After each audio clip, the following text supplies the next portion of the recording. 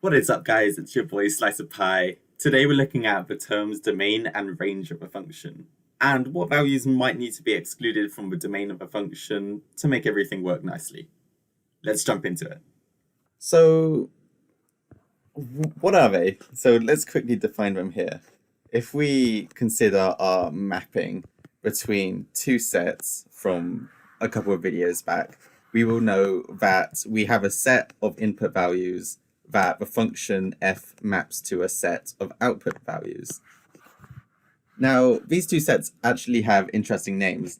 The first one is called the domain, and the second one is called the range.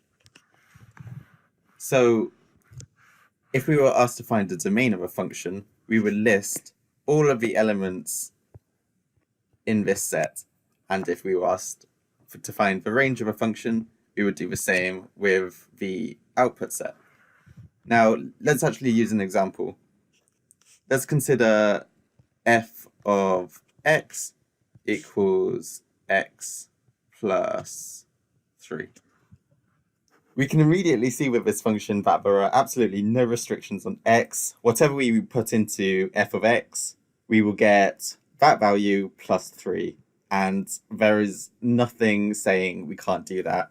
So the domain is going to be all values of x. And let's just write this down. Domain all values of x, and the range is going to be the same, so we're just going to ditto that. Now let's talk about examples where we do have to restrict the domain. At first glance, it might seem like this function is okay for all values of x, but we need to remember that we can't divide by 0. This is a big no.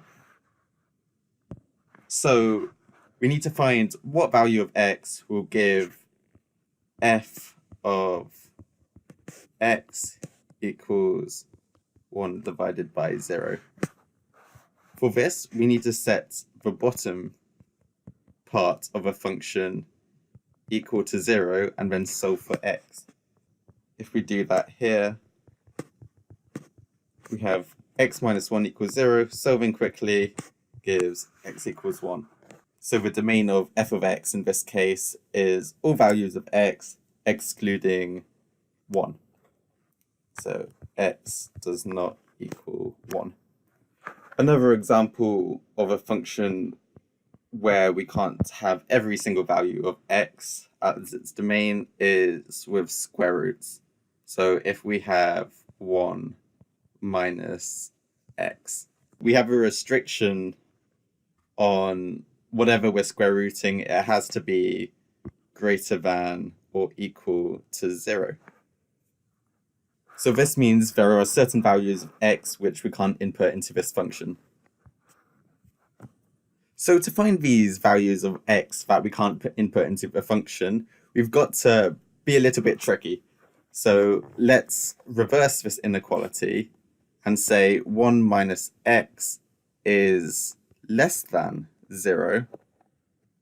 And you would do this for whatever expression you had being square rooted if you were given another example. And then we simply solve for x. So I'm going to do this quickly here.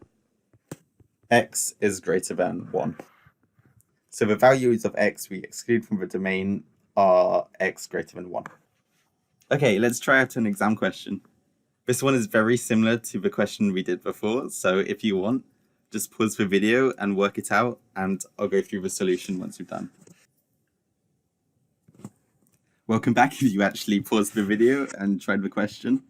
So we want to set 19 minus x, that's a bad 9, less than 0, because we want this expression to be negative. These are all the values of x which result in a negative number being square rooted. And then we just rearrange to get x greater than 19, and that is our range. So x greater than 19 is going to be our answer. And we're done.